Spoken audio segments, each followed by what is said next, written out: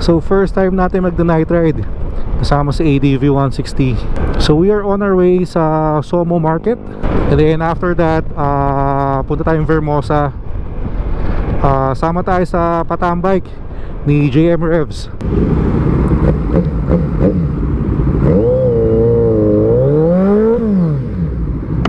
Sayang gulong.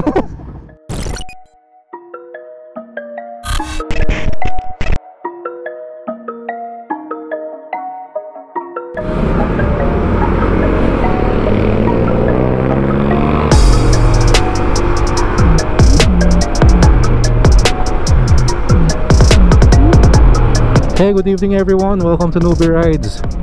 Nakakapanibagong sabihin yun ah. Alright. So first time natin mag-night ride kasama si ADV 160. Actually kahit sa Z9 naman bihirang-bihira ako mag-night ride. So yeah.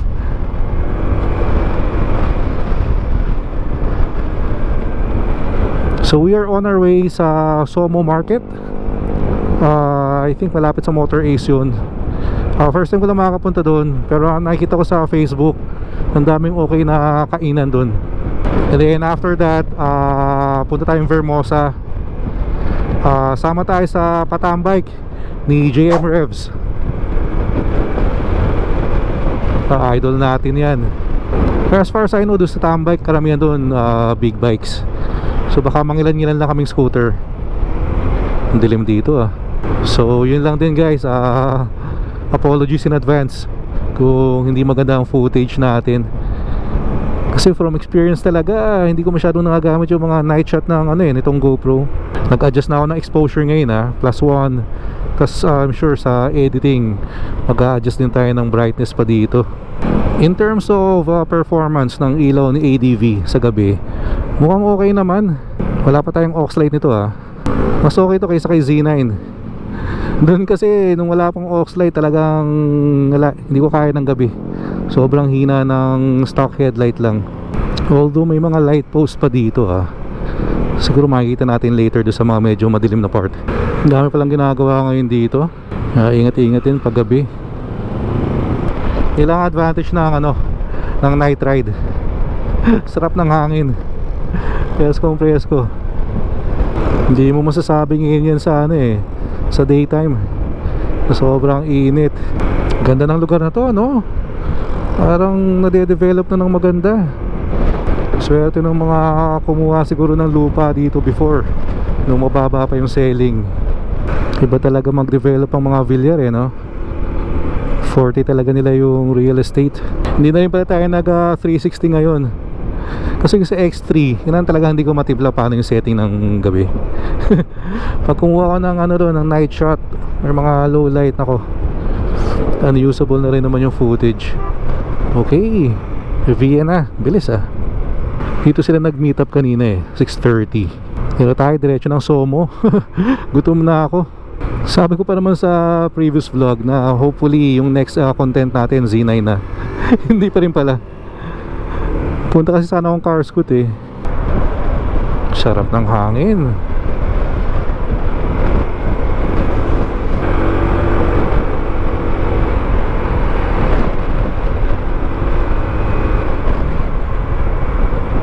Pakaliwa dito yung Villar City, yung papuntang Foresta Cafe. Kaso nga lang di sila nagpapasok ng motor na below 400cc. Hindi talaga ako masanay-sanay sa busina nitong ADV. Parang effort pa ako para magbusina Ay nako. Kaya malapit na tayo sa Somo Market. Hindi ko nga alam kung hanggang what time sila open. Kasi 7:30 na. Tama ba itong pinuntahan ko? Ayun, tama. Somo Market. Yung pala. Dito ang dilim. Dito natin masusubukan ang ilaw ni ADV. Not bad pala. Goods na goods. Kahit pala huwag muna tayo magpa-aux light para hindi ma-void yung warranty. Lubak. Alright. Ito yung Somo Market. Itong may mga tent. Alright, so we are here. Somo Market. Ang laki pala. And based na nakita ko sa Facebook, sobrang panalo ng mga chibog dito. Yun lang. Daming tao. Ang okay dito ha, chill spot.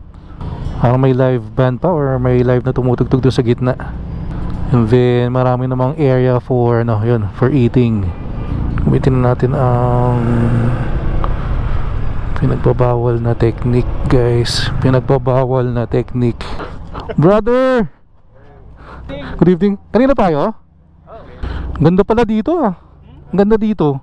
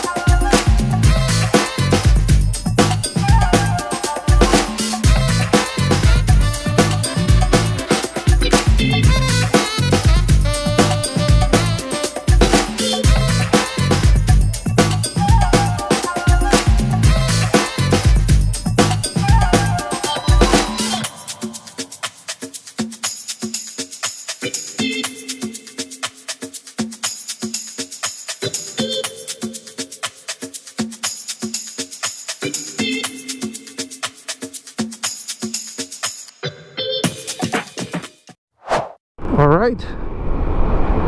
Solid rin yung food dun ha.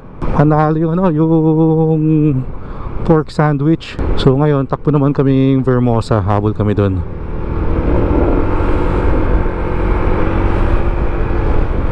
Yung Somo Market pala, open lang siya ng Friday to Sunday. Pero grabe, ang daming ano, ang daming choices. Kahit anong cravings nyo, for sure meron dun. Tagal ko na lang hindi nakapunta ng Vermosa. Hindi ko maalala yung last time.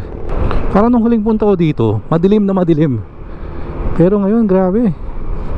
Ganda ng ano, ng ilaw nila oh. Talagang maaliwalas. Alright, so we are here.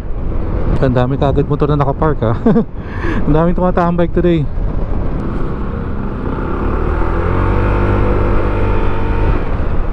Yun nga lang, di ko makakapagkape ngayon.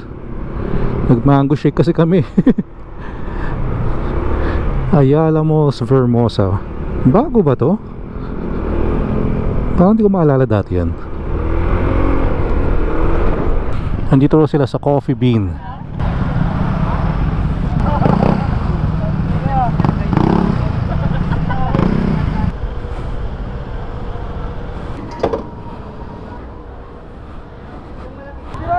Oy! Oy!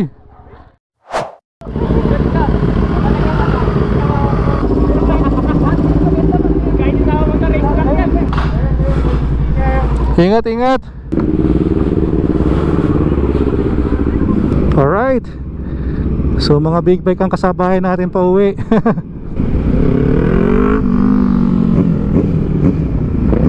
Yun oh, grabe. JM Revs.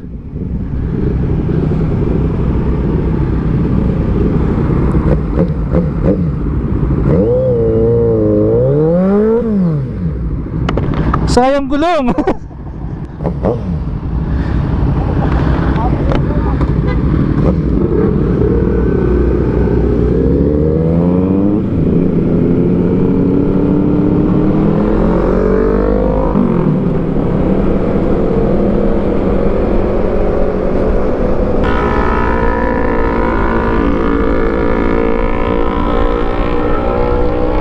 Yun.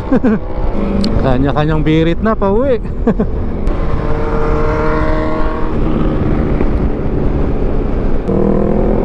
J Moto in the house.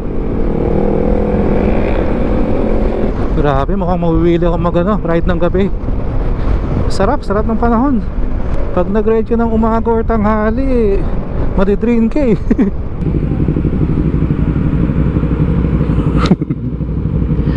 So, kahit may kasabay kang big bike, magano eh, mag-aabot at mag-aabot din. stoplight.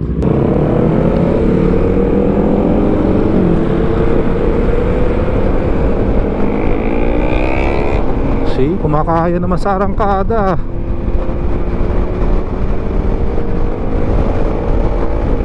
Sino ulit yung nagsabing mahina ang ADV?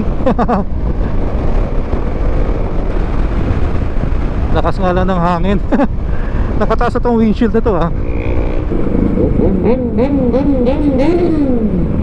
Nice one.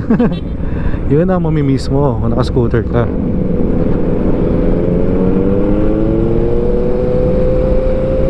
Alright, sa mga hindi pa nakasubscribe sa atin pala guys, small favor na rin. Please click the subscribe button below and like and share the video. Salamat, salamat. Dito madilim. Pinapatay yata nila yung ilaw. Kanina maliwanag dito eh. Grabe pagka-nimble nitong ADV. Mahirap i-describe. Kailangan may experience nyo.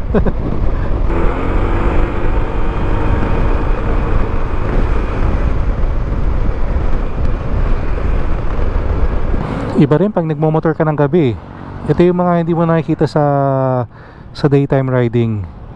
Yung city lights, yung diba, mga ilaw ng building, yung mga stoplight mas mas enhanced, di ba?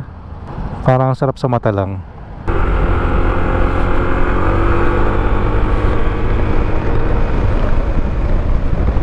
Alright, so dito ko na muna siguro patuloy yung video. Maraming salamat sa mga jumoy sa atin today. Ingat kayo lahat palagi. Always ride safe. Peace out.